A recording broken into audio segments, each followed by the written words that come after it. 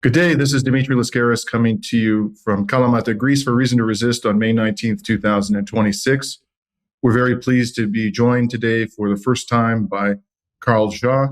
Carl is a Sichuan-born political commentator, journalist, and podcast host, renowned for his insights into China's history, culture, and politics. Born in China shortly after Mao Zedong's death in 1976, Carl grew up between China and the United States before settling in Bali, Indonesia, where he currently resides, and he hosts the popular Silk and Steel podcast, which challenges Western narratives on China. Thank you so much for joining us today, Carl. My pleasure, Dimitri. So, Carl, I'd like to begin with the economic conditions in Indonesia, where you currently reside. Numerous states in South Asia are struggling to varying degrees to cope with constraints in the supply of oil and gas and other essential commodities due to the situation in the Strait of Hormuz. At the current time, how is Indonesia being affected? It's not doing so great because one thing is the exchange rate. Now, $1 to Indonesian rupiah exchange rate is at all-time high. That means $1 now buys a lot more Indonesian rupiah.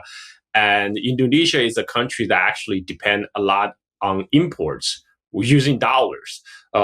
Indonesia is actually a very resource-rich country. It has oil, it has gas, it has rubber, it has gold, you name it.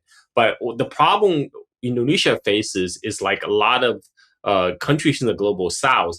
It has the resources, but it lacks the capital to develop them. And for example, even though Indonesia has a lot of oil, but what Indonesia do is it exports the crude oil and imports refined petroleum products like gasoline, diesel, chemical fertilizers, because there's not enough refining capability in Indonesia. This is actually a situation that I find familiar to China in the 1980s, because I grew up in China in the 1980s. Back in 1980s, China was doing what Indonesia is doing today. It was exporting crude oil. A lot of people didn't know about this, but China is actually one of the world's largest oil producer. It produces more oil than Iran. I think it ranked number 5 in the world oil production.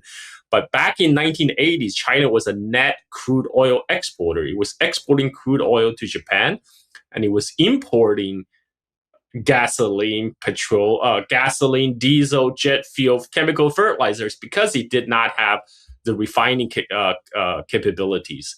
And this is the situation Indonesia finds it today. So it export crude oil cheaply. Well, now the crude oil price gone up, but the gas, diesel, jet fuel price gone up even more.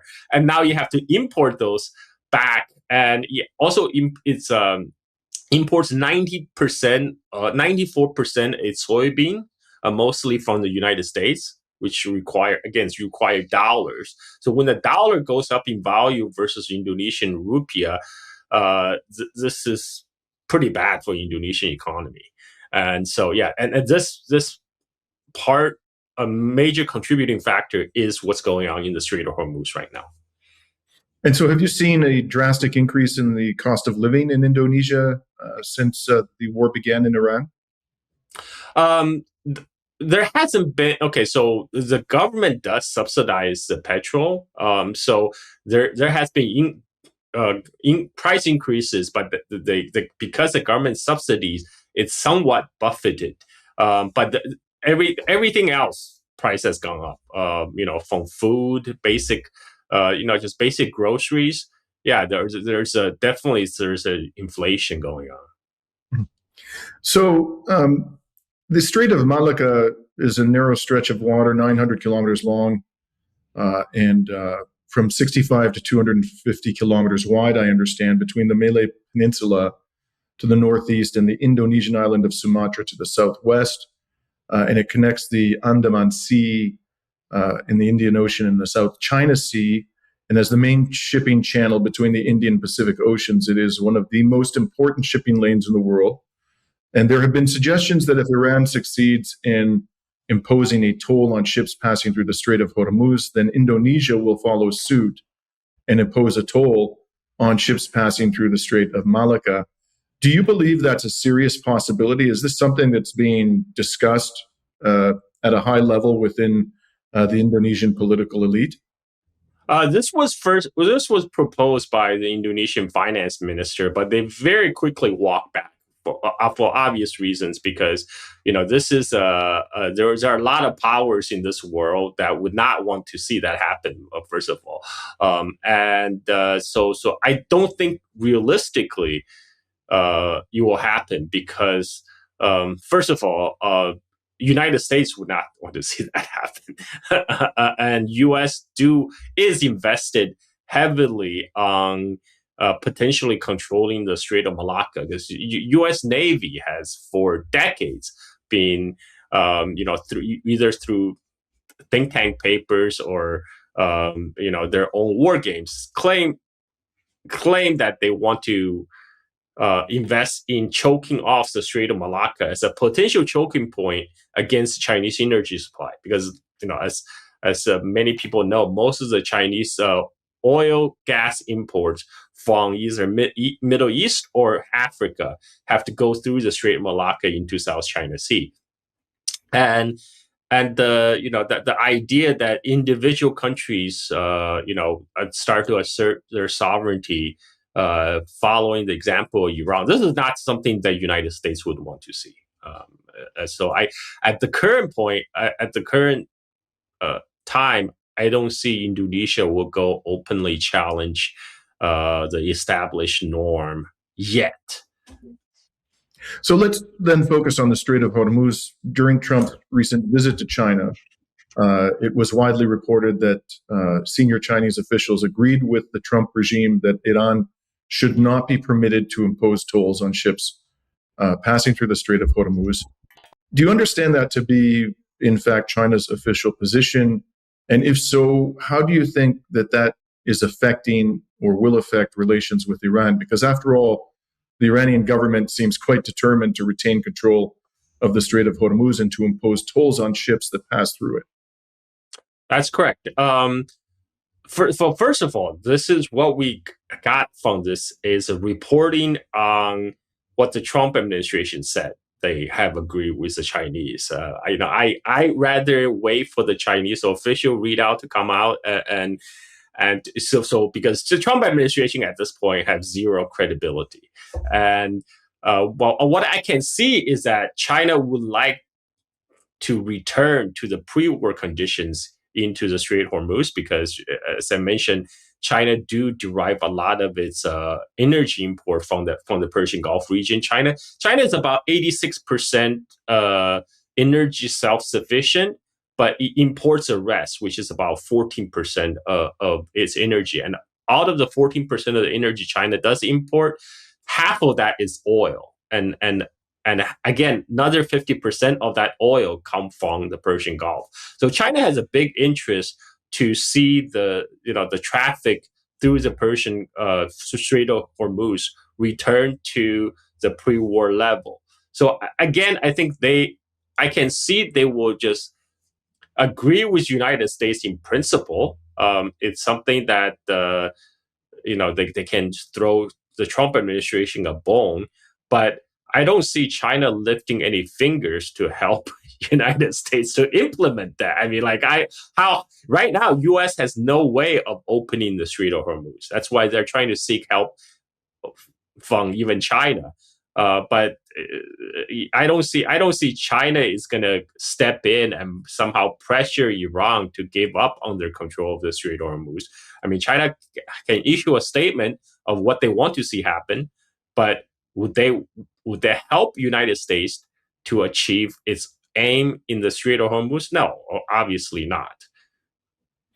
At the same time, there's certainly, it's quite clear that China and Iran attach considerable importance to their relations, but it's also true that China has important economic relations with other Persian Gulf states. Most notably, it is, I believe, the largest importer of Saudi crude. And presumably, this puts China in a delicate position in the current circumstances, because Saudi is clearly aligned with the United States and has allowed its airspace and military bases in Saudi territory to be used to facilitate illegal U.S. attacks on Iran. So could you talk to us about the nature of the relationship between Iran and China and how, in your view, China is balancing these competing interests? And in particular, Yeah. do you think China views its relations with Iran as being more important to its national interest than its relations with other Gulf states? Yeah, that's a good question because China does have a traditionally friendly relationship with Iran. I mean, stretch all the way to the 70s, and but China, at the same time, as you mentioned, it has interest in the rest of the Gulf states. China has a lot. If you look at the China's oil imports, the number one origin country of Chinese imported oil is Russia, of course, but number two is Saudi Arabia, and Iran would be a distant third, because what we have for the data from 2024 and 2025, it says the top three countries that China imports oil from is Russia, Saudi Arabia, and Malaysia. But Malaysia is an oil producing country, but it doesn't produce oil in that kind of quantity. So what really happened is a lot of Iranian oil and Venezuelan oil, they're being carried by so-called the shadow fleet that travels through the Strait of Malacca into South China Sea, where those oil gets offloaded to different tankers, and they get relabeled as Malaysian oil to export to China. And we know that figure, for 2024, China imported 13% of its oil from Malaysia. In 2025, a little bit less, about 11% of the oil from Malaysia. Most of that is actually probably Iranian oil. So China obviously have to place a balancing act because it imports a lot of oil from Saudi Arabia. It imports a lot of natural gas from Qatar. It has a lot of investment. Majority of Chinese investment directly toward West Asia is actually in UAE. And UAE is right now like completely getting bombarded by Iranian drones and missiles. So China always has to play a balancing act. I mean, one reason China was able to broker the Saudi-Iran peace deal several years earlier is because China maintained a friendly relationship with both Iran and Saudi Arabia. But at the same time, China also understands that the reason if Iran fails, if the regime change goal of United States gets achieved in Iran, then that would allow United States to marshal its resources to concentrate on China. This is why China would not like to see Iran fail. Same way China would not like to see Russia fail in Ukraine. This is why China has been throwing a lifeline to Russia as well as Iran. China purchased 90% of the Iranian oil exports. Now, at the same time, what China would like to do is like to go back to the pre-war situation where it can freely import its oil from the Gulf. So before the war, the Gulf region exports about 20 million barrels of oil per day. And now there's only about 4.5 million barrels are getting out through the Saudi pipeline that goes to the Red Sea. And so there's this, and the Qatar gas only up to very recently, there wasn't any Qatar gas coming out. It's just I think last week there was a couple Qatar LNG tankers start to sell toward Pakistan, and I think that was allowed by Iran because Iran's own relationship with Pakistan, and so obviously China would like to see the blockade lifted at some point, as soon as possible, actually. So by stating that in principle, I mean, it's that is what China wants, but it doesn't mean China is necessarily on the U.S. side. That it wants to see the Strait of Hormuz situation resolved, but not necessarily resolved in U.S.'s favor. So there are two different things. This is what I'm trying to say. Yeah. You mentioned that, if Iran fell, the U.S. could marshal its resources, focus on China. That's unquestionably true. But I would also suggest that, and I'm curious to have your reaction to this, It's also the fact that if Iran were to fall, effectively the United States, directly or indirectly, would control the resources of West Asia. There would be no meaningful opposition to U.S. hegemony. It would also effectively control the key trade routes in West Asia. And so I've had this debate with people like John Helmer in my program, who has suggested that the Chinese government is effectively playing a double game and is stabbing the Iranian government in the back. This is something that I'm not convinced of this at all.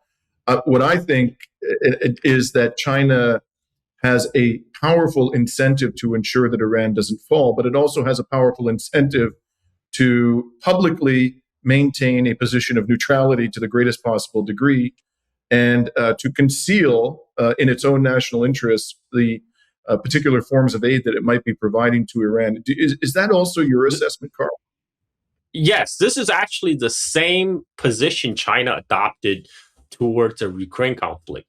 China has publicly said we're not encouraging either side. We're not supplying weapons to either side of the conflict. But at the same time, if you look at what U.S. is complaining about is China supplying the so-called dual-use items, which semiconductors, drone engine parts, drone components. Those things China is supplying Russia, but it's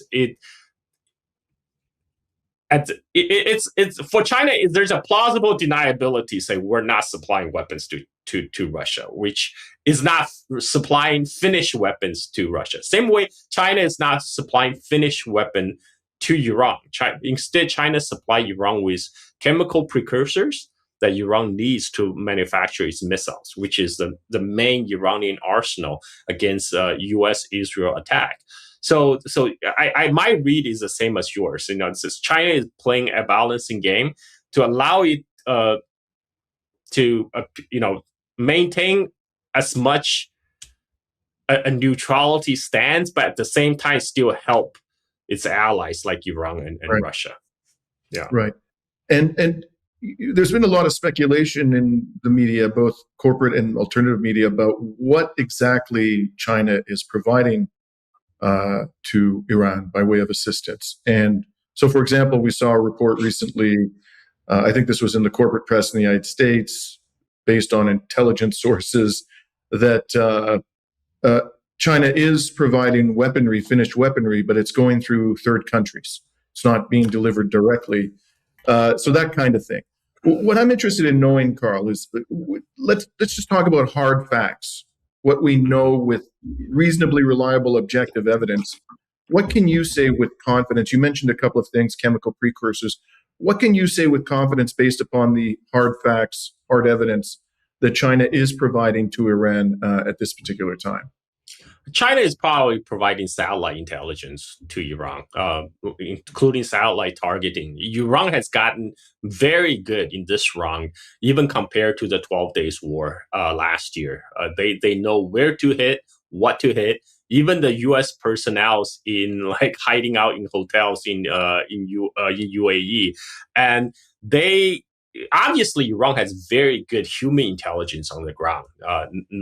There's no denying it. But I think Iran also got plenty of help for access to the satellite intelligence. This is why recently U.S. is putting another sanction on a Chinese satellite map provider company for that specifically claim that China is providing the satellite intelligence to Iran. Right. Let's talk about another country in the region and its relations with China, and that is Israel. On the one hand, China's government has been quite critical of Israel's heinous atrocities against the Palestinian people, its rampant violations of international law. It has been one of the more outspoken governments in the world, actually, when it comes to defending the rights of Palestinians. But it does maintain significant economic relations with Israel. At least the most recent data that I saw suggested that it is, if not the largest trading partner, one of the one or two largest trading partners of Israel. What do you think China's calculus is there? If the government recognizes, and clearly it does, that Israel is just flagrantly violating international law with respect to Palestinians. Why do you think it continues to maintain economic relations with Israel? Well, I can provide a historical perspective of Chinese relationship with Israel. For the most of for the decades all the way up to 1990, China did not recognize Israel. I remember this. I lived in China in 1980s. At that time, Israelis cannot travel to China with an Israeli passport. They will have to use some other passport to get to China because China didn't recognize Israel, and China was one of the first to recognize a Palestinian state in 1988. They had a Palestinian embassy in Beijing back then. And I remember Yasser Arafat regularly visited China all the way through the 1980s. There was a big shift in 1990 for many reasons. One is China faced international isolation following the Tiananmen Square protests. And so China trying to break out of its diplomatic isolation. At the same time, there was a negotiated peace settlement between the PLO and the Israelis that led to the Oslo Accord in, I think it was 1992. And so following that, China established relationship with Israel. Because at that time, also the reason is China can be more pro-Palestinian than Palestinians. At that time, it looks like Oslo Accord was going to stick. Before everything that happened next, and then in the early 1990s, there was after 1989 Tiananmen Square incident, China was under international arms embargo from most of the Western countries. And Israel, after China established relationship with Israel in the early 1990s, Israel became a vector for China to get access to Western military technology, because Israeli didn't care. They just want, if you pay them, they will sell it to you. And that's how there was famously Israeli, they were trying to develop their own indigenous fighter project based on F-16. This was a lobby fighter project, but there was a pressure from the United States for Israel to cancel it. So Israel decided, okay, we'll just sell the designs to the Chinese, and that supposedly gave China a lot of a leg up in developing their own indigenous J-10 fighter program. So there was that cooperation, but around 2000. Early 2000 and up to 2010, this is when the United States really stepped in and tell Israel, you have to stop that. You there's no, we don't want you to serve as a backdoor to funnel our technology, military technology, to China.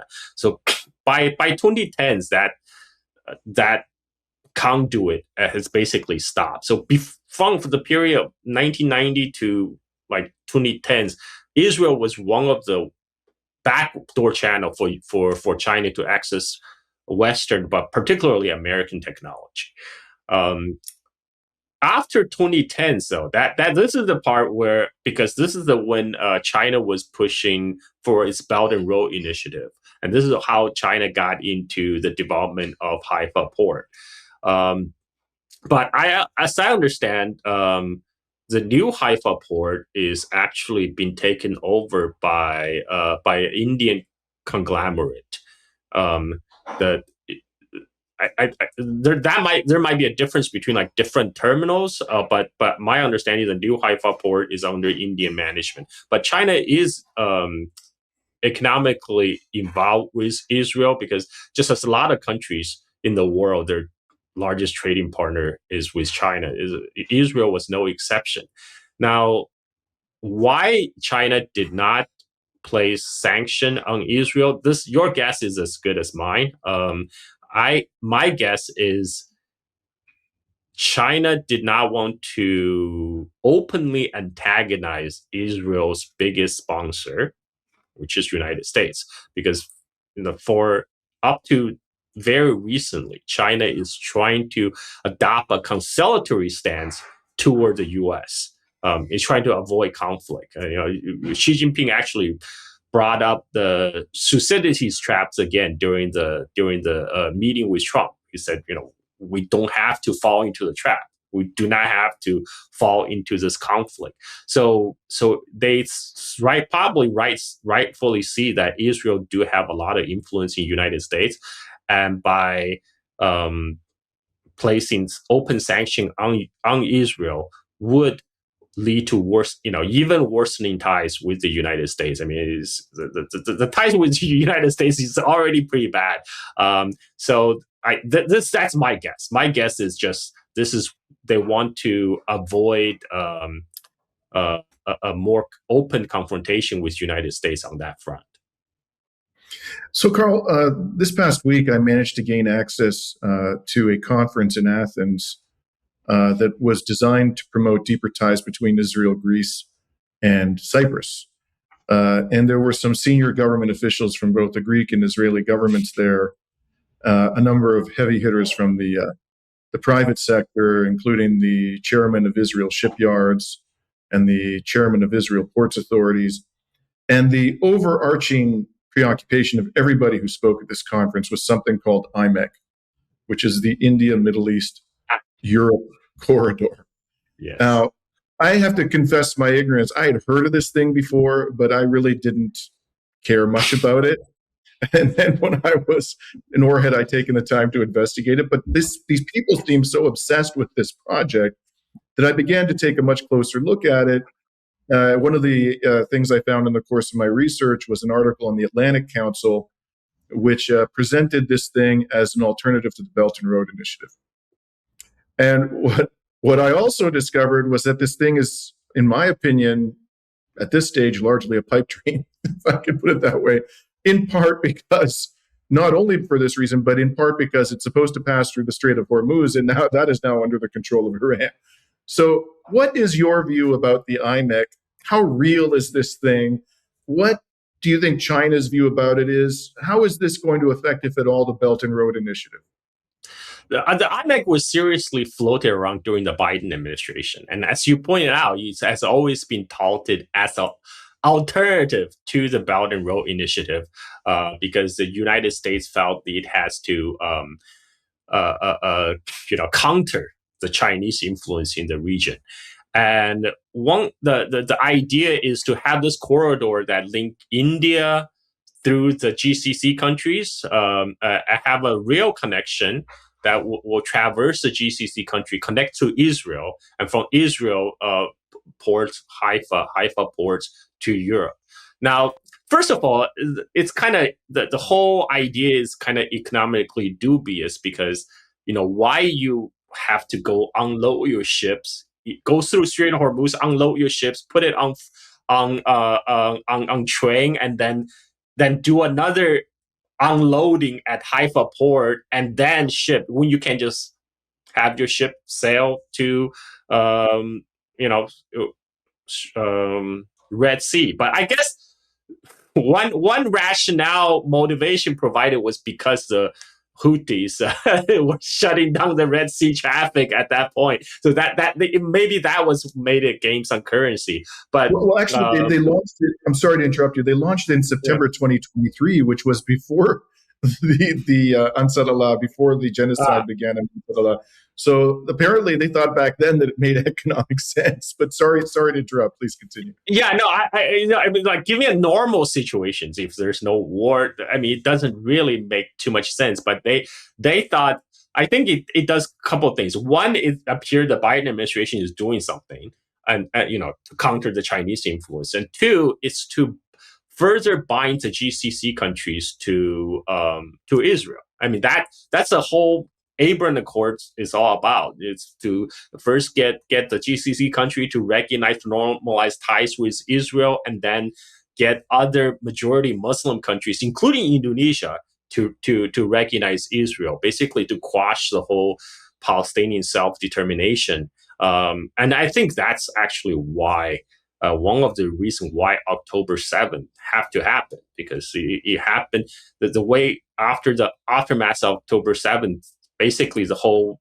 Abraham Accord expansion project was kaput. No Arab street would allow their rulers to formalize such a deal with Israel anymore. But IMEC is very much entwined with that. Yeah, was very much entwined with that project. And because that will bind, again, GCC countries and Israel, align their interests together. But yeah, I agree with you that under the current situations, I mean, come on, it's a non sequitur. This doesn't stop the Greek government from investing enormous time and energy in this pipe dream. But hey, what can I say about that? My guess is also you probably know more, but my guess is also they thought this might be a way to curry favor with the United States, and I think there is some gas field, right? There's some gas field in the Eastern Mediterranean that Israel want to have a share, and I guess it falls between Israel and Cyprus. I mean, maybe that's part of it. I don't know. Yeah, it is. I'm sure that's true. So let's switch to a region of the world closer to China. I want to talk to you about Trump's recent visit to China and Taiwan.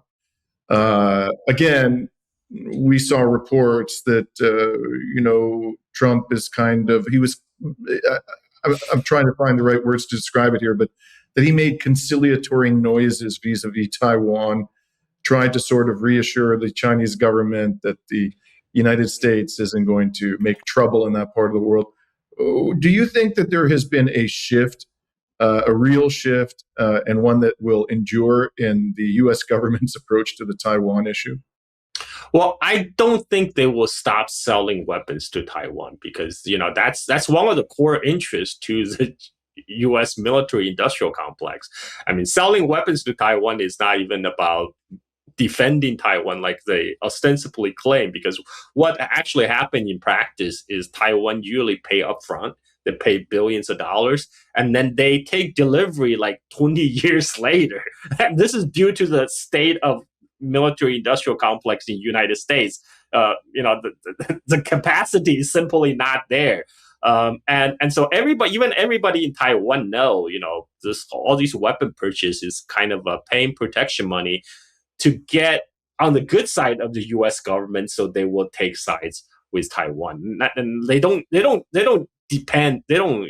expect those weapon platforms to do anything. If anything, they expect, America, by purchasing this weapon, maybe United States will agree to intervene directly militarily. But at this point, I think there's a very unlikely scenario given what happened in the Strait of Hormuz. If the United States cannot take on Iran, forget about taking on China on the Taiwan Strait, because China has magnitude more missiles and more advanced missiles than Iran, and just look at how those 11 U.S. military bases got rendered uninhabitable in the Gulf region.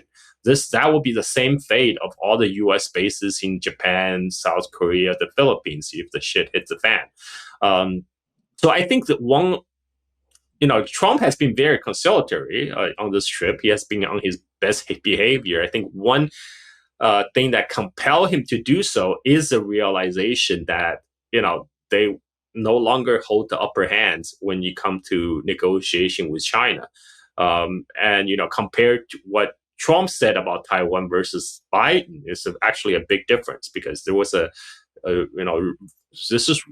Biden went to meet with Xi Jinping, and then right around that time when was interviewed on American TV, he was asked if United States would come to defend Taiwan against the Chinese attack, and he said yes. And then you just see like Tony Blinken just go because like he just like blow apart this decade-long American strategic ambiguity on Taiwan. and the White House staff had to walk back Biden's statements, like, okay, he didn't understand the question, he's just denial old man, and so Trump has been very carefully avoiding the whole that same line of question. There was a time when he was asked specifically if he brought out the issue of Taiwan was in the talk with Xi Jinping. He just pretended he didn't hear it and moved on. And so I think the most important result of this meeting is probably there will be somewhat stability in the China-American relationship in the immediate future. I think both sides have recognized they need to put a floor on the free fall of the bilateral relationship so far, especially in the aftermath of the tariff war earlier, and besides, the United States is quite busy involved in this misadventure in West Asia. You cannot afford to antagonize China at this particular point. So I think we can look forward possibility of a more stabilized Sino-American relationship in the immediate future, because look, we're dealing with the Trump administration here, so who knows when he's going to change his mind, right? But maybe in the next month we'll be okay. Yeah, it's like a box of chocolates. You never know what you're going to find inside. So, in any case, as Forrest Gump said, I want to talk to you about an interesting meeting that the leader of the Taiwanese opposition had. I believe it was in China just a few days before Trump arrived there. And her name is Chen Li-wen, and she is the chair of the Kuomintang or KMT party. And she said, interesting comment, her party didn't want Taiwan to become the next Ukraine. And she talked about peaceful and cooperative coexistence with both the government in mainland China and with Washington. Could you talk to us about the politics on the island of Taiwan, and how do you see the politics unfolding in the years ahead? How strong is the sentiment for, let's say, détente with the government in mainland China, and even with an unambiguous reunification of the two political systems? Yeah, I mean, there is a tectonic plate shift in the Taiwan politics. For years, the political scene has kind of drifted leaning toward separation from mainland China. But given what they have witnessed in the Ukraine war, there are saner heads that has starting to prevail. Chen Li-wen made a very sensible comments, like, if you really love Taiwan, you do not want Taiwan to be turned into a battlefield. We do not want to be the Ukraine in East Asia, which makes sense.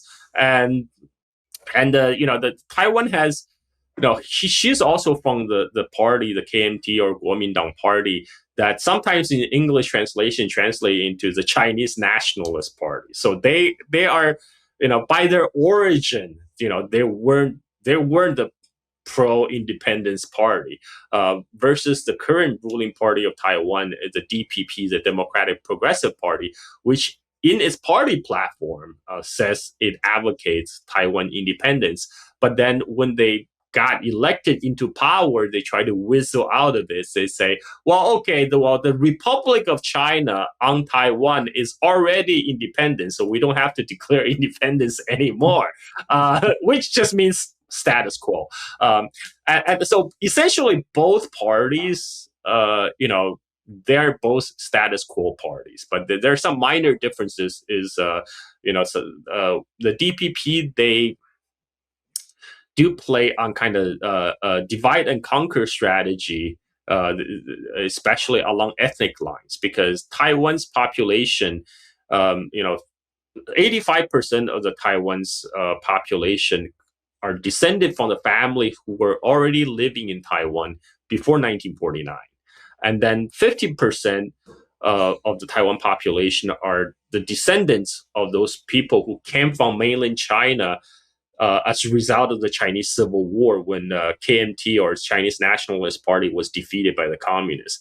And and the KMT, when they first came to Taiwan, they rule under a military dictatorship from 1940, basically from the 1940s to 1987. 1987 is when martial law finally ended on Taiwan. And so that created a lot of bad memories among the local population that feel all these carpetbaggers from mainland China came over and then lorded themselves over the locals. And DPP kind of weaponized that historical memory and made it versus a local versus the mainlanders, and by extension also mainland China, where all these mainlanders come from, and so that is kind of the difference between the two parties. The KMT, they are kind of seen as a mainlander party, so they can't really position themselves as a openly Taiwan independence party. But now what's interesting is Taiwan is no longer a two-party place, because now there's a third party that emerged, and in fact it's because of the emergence of the third party that split the vote of the opposition that allowed the current Taiwan leader to win, Lai Ching-te, to win presidency with only 40% of the vote. Even 60% of the electorate voted for other parties, but because it was split between other two opposition parties that still allowed DPP to rule. So now the interesting to watch is the coming election, municipal election in this year, 2026, and then following that will be their presidential election in 2028. So KMT has a very good chance to win. It's their election to lose, because the DPP party has been in power for over a decade. People are getting sick and tired of them because they haven't really done anything to improve the economic prospect, especially of the young people.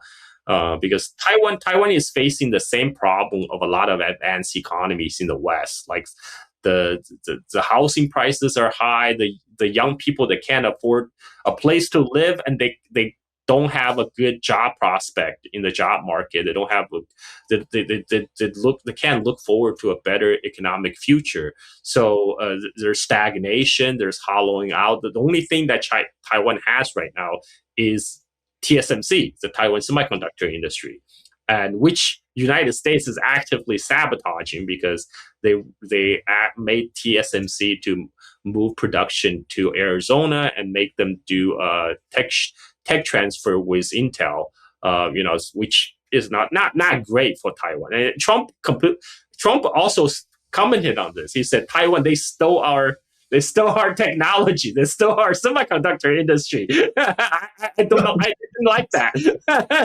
But that is the main pillar of the Taiwan economy right now. And that is being under pressure by Trump's policies, and also because the Taiwan economy depends so much on TSMC. It's also depend on heavily right now on the ongoing AI bubble, because NVIDIA, all their AI chips, and Apple, all their chips are getting made in Taiwan.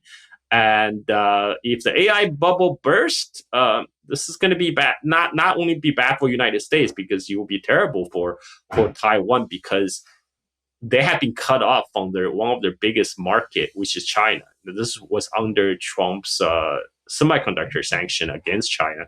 TSMC was no longer allowed to make chips for mainland companies like Huawei, etc. So now they're depending on exclusively on the AI boom, or I call AI bubble, which is not sustainable.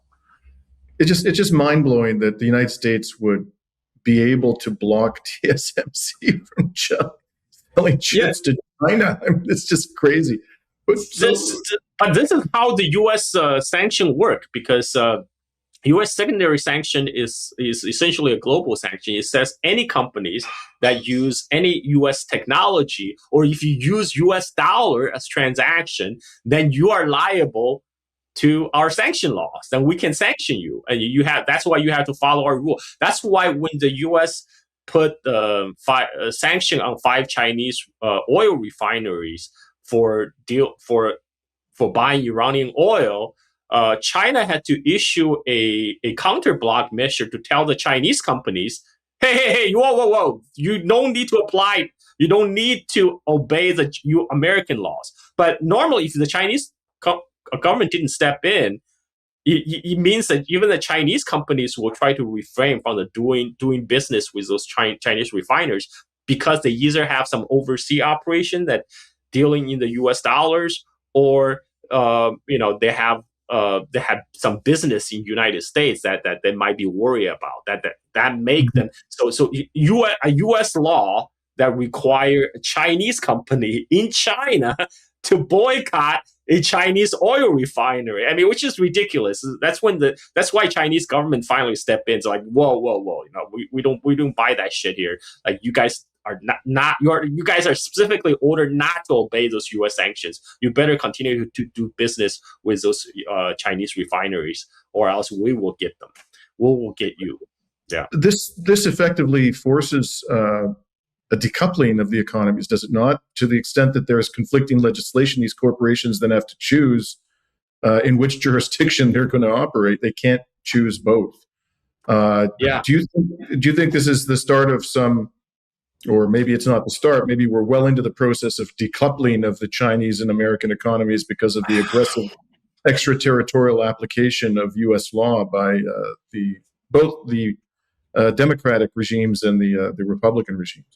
Well, I think the decoupling is going to be very difficult. This is why during the Trump meeting to China, he brought all the American oligarchs, from Apple to Nvidia, Elon Musk, Micron, Boeing, GE, Cargill, BlackRock, Blackstone, Goldman Sachs, who is who of the American oligarchs all went into China because they recognize decoupling from China is unrealistic. Even the U.S. military-industrial complex cannot decouple from China because the Raytheon CEO said, now we still need parts and components from China. One of the asks of the Trump administration, which I don't think they got, was actually for China to lift their export control on the rare earth to the American military-industrial complex. So currently, the China is still selling rare earth, but only to civilian industries like the car makers, because you need rare earth to make the magnets for the cars. But the Chinese exporters are not allowed to export to like Raytheon or which make Boeing kind of interesting. Like, it's Boeing get to have the rare earth. But anyway, so it's up to the Chinese regulatory agency to figure that out. But what Trump wanted to is a general lift of the export control on Chinese rare earth. We did not hear any announcement to that effect, so I assume that just didn't happen. And this is one of the way that people. This is how China conduct its business. It sells chemical precursors to Iran to allow Iran to make its missiles, but you will not sell rare earth to Raytheon or Lockheed Martin to allow them to output, make more F-35s and Patriot missiles. So this is how China plays game. So finally, Carl, today President Vladimir Putin is traveling to China for a 2-day summit. Just broadly speaking, what do you think they aim to accomplish, the Chinese and Russian governments, in this important visit? Well, it's interesting the timing of it, right? You have the Iranian prime minister and Vladimir Putin basically sandwiched Trump in between. So I think there's a degree of coordination between Iran, Russia, and China on how they can collectively deal with the United States. And they probably also inform each other, like how, so there will be no surprises, on like whatever announcement that Trump administration is going to say, because Trump is, now I just saw a Financial Times article claiming that that Xi Jinping reportedly said that Putin will regret about the Ukraine war to Trump, which I not really. This is bogus. I mean, like the timing of this article at the same time when Putin is traveling to China. I mean, come on. I just don't buy that. Let me guess. It was based on two unnamed officials from the United States. Just a wild guess. Sorry, Carl. you were saying. Yeah. I mean, but you know how it goes. It's the same format. But so the Russia-China tie obviously has always been very important, but now it's been made more important in light of what happened in the Strait of Hormuz. Russia is China is probably going to increase its energy imports from Russia, both oil and gas, and just to make up for the reduced inflow from the Persian Gulf. And this is another thing that Trump supposedly said, that China made a commitment to buy American oil, which I guess that's possible because oil is a globally traded commodity. If China is unable to get oil from Persian Gulf, it will buy oil from elsewhere. What it does, though, is just going to raise the oil price globally because even though a lot of people say, okay, because United States has plenty of oil and gas, U.S. will benefit from the current blockade on the Strait of Hormuz. Well, some people will benefit. The U.S. big oil majors will benefit. Shell, the company Shell, they just released their quarterly earning reports for the first quarter of 2026. They doubled their profit compared to the last quarter.